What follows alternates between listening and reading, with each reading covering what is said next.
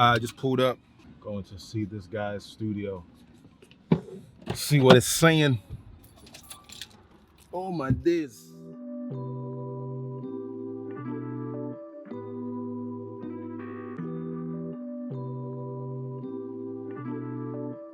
The GP will see you now.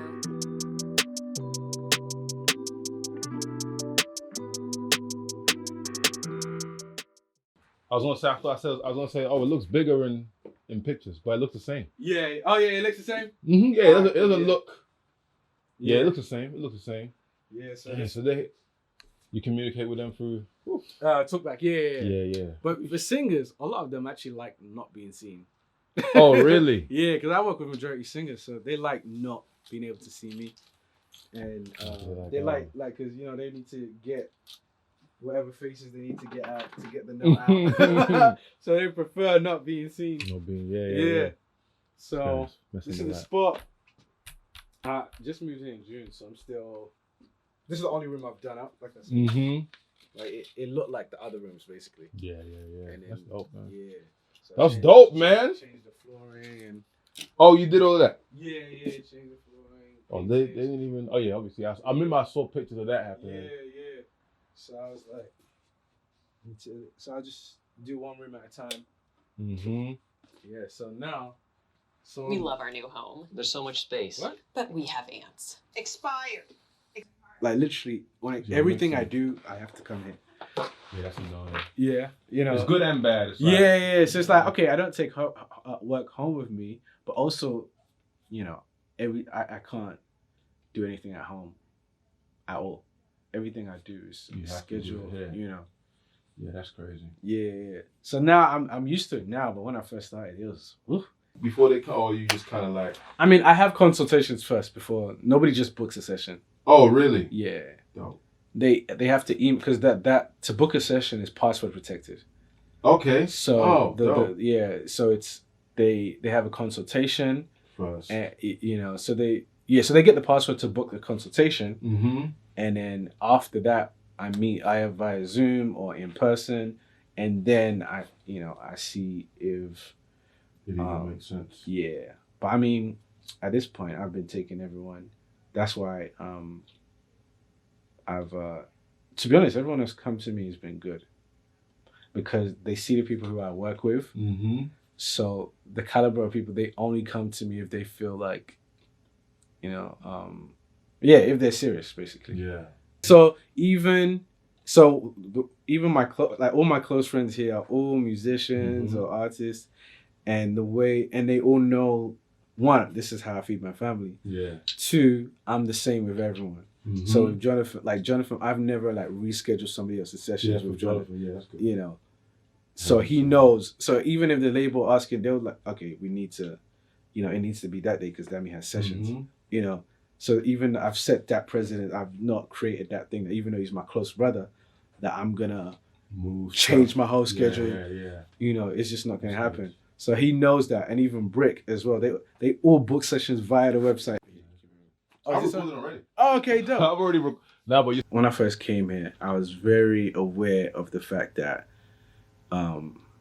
nobody knew me. Mm-hmm. Nobody knew what I did or had to offer. So even though I'm like, okay, I've got this degree or this amount of experience or this equipment, I didn't feel like I could command a certain price or certain, so the focus was building portfolio. And one mistake a lot of producers do is, they literally outprice everyone that's around them.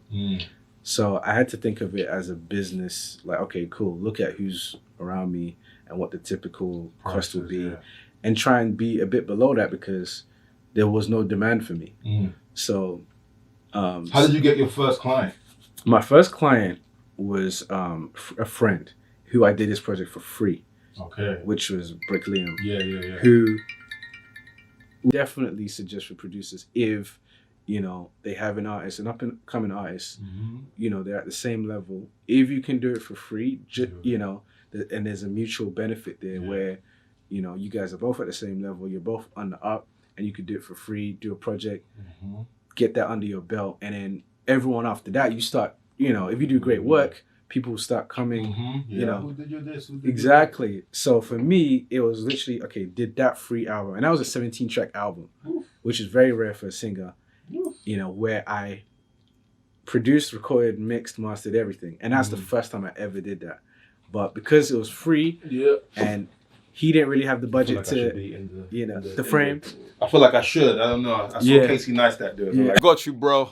I know. Yeah, so building a portfolio of work is more important than saying, I charge this much for a beat. I charge it. Because if people don't know, you have to see yourself as a brand that offers a service to your clients. Facts. Now, you know, with other businesses, they create incentives for people to buy. But as a producer, that incentive is people, you know, artists listening to your work. You have to understand the type of artists that you want to reach and what they will gravitate to. Yeah. And artists, when they hear, and artists don't mind paying, by the way. They just want to know. Say that again. Artists, they don't mind paying. Like, you know, because I see, you know, a lot of producers that, you know, artists don't like paying. No. Artists, they don't mind paying. In fact, artists don't want free stuff because they know, because they want their music to be quality. Yeah, free doesn't always equal quality. Yeah.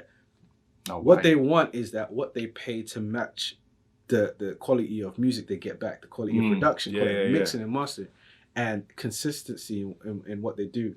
A lot of artists complains about producers lacking structure, organization, poor communication, and no system in place, no workflow, and no pipeline. And even when it comes to some people that come to mixing, I send a document so that they've done, I guess, some housekeeping so that I can start mixing and not editing. You know, I have email templates for common questions. If you get asked the question a lot, like, what are your prices? You should have that in a document ready to just send, you know. Don't have different prices for different people. Why is that important? That's important because artists talk to each other. Artists recommend each other and they share details. Now, and if artists say, oh yeah, he's this price, and they go to you and it's a different price and it's drastically different. What I've started doing is I've stopped disclosing prices. To because people. You know. Yeah. So it's like someone might ask me, like, because the guy who does my mixing and mastering, he charges me a certain price. Because I've been with him since 2016. Exactly. But now he's signed to Warner. He's doing all this stuff. So they're like, oh, how much does he charge? I'm like, bro, sis, I can't tell you how much he charges. Just hit him up privately and let you do that. Because I don't like disclosing prices. Exactly. And that's why it muddles the water. That's when I put everything on my website. So, and I tell everyone I work with, direct them to the website. As my demand increased, that's when I increased my prices. For example, I was $15 an hour for a session when I started. Okay. Now I'm 45. You know, which is still competitive compared to what the other people are doing. Studios who operate outside their home, who actually, you know, normally they're 50, 60 and upwards, right? Do you only do projects? Because I feel like I've heard you say that multiple times now. Mainly because I mainly work with singers, and one of the difficulties a lot of the singers had was that they didn't have projects. Yeah, they could come up with money to do a single, but now to do a body of work, it's a different, you know. Yeah, I agree. And that's why with you and GP, what you guys have is special, you know, and like you have someone that does that journey with you. Yeah, for 10 years. You right? Whereas a lot of artists, they're out here alone. Like, they'll get a beat from here, but in terms of somebody's actually like... So what you're saying is artists should find, and obviously, you know, whatever, this is like random. This wasn't even intended. So what you're saying is like artists should find like at least 1 or 2 producers, 3 at most, that they can build with, create a sound, create something. Like, artists, they don't, just creatively, you're gonna reach hurdles where, you know, writer's block or, you know, so knowing that you have a system that's conducive, you know, for you to bring the best creative juices out of you, knowing that, okay, cool, I could bring this and I can rely on this producer to amplify, knowing that and that you have that will reduce a lot of stress for you as an artist. That's true. Especially independent artists, knowing that the creative process is just one step. Once you finish that, you're now a businessman, because now you're about marketing. You now have a product. You know, So you want to reduce the stress because, but a lot of artists, they're so spent at how long it's taken, financially and emotionally and mentally just to finish their project that they can't even figure out a good strategy to actually get it to the people who need to hear it. Even if you're doing it for free, marketing is important. It's still about, okay, what I've made, how do I get it to the people who I want it to reach? Yeah, that's good. And that is a separate stage from, commerce is different from the creative. You have to wear a different hats. So I do find that there's a lot of fatigue. So even for me, I tend to finish people's projects 2 months before release date. Oh yeah, to give them some time for sure to do that. And obviously, some people they like rushing. And I always tell them, I could do this, because if you pay for the time to get it done. Get it done, yeah. But I'm letting you know. You're gonna be stressed when you're in the studio trying to finish up the record, and then you're preparing for the rollout at the same time. Right. Especially if you don't have a team and you're doing it by yourself. You're gonna be sending angry tweets about the independent artist life. No shots fired. That's no shot. It's just a fact. Yeah. Because the reality of being an independent artist will be literally bang in your face. Bro, like from writing to finding a producer to completing it, from recording to then mixing, going back mixing revisions, then mastering, and when you finish that, track order or marketing, photo shoot, video shoot, blogs, podcast. How do I get it out there? TikTok now. There's just so much that don't have nothing to do with the music creation process, but everything to do with marketing and business. Yeah. Which is important. Well, that's another whatever this is. Whatever this is. So again, going back to producers, building a portfolio should be the first thing, and you will know when to increase your prices when your demand increase. Also, finally, deciding what success means for me was also a good thing, and it keeps me grounded. Like, I'm at the point where if I never win a Grammy, if I never win this, I don't see that as a failure, because for me, just telling the stories of the artists and just seeing how fulfilled that they are, and the fact that they can put their music on repeat and they're so happy, they look at their music or hear their music and they see it's them and not me, that is enough for me. Everything else is extra. Now, if you're somebody who you want to, the billboards, the numbers, the Grammys, you have to work differently. It's a different method. So you'd have to decide what success means for you and how you get there while still holding your integrity and a good name. Even in my short time, I've seen people who were artists or tried to do the artist thing. They left it and they got burnt by certain producers, but then they became in positions execs.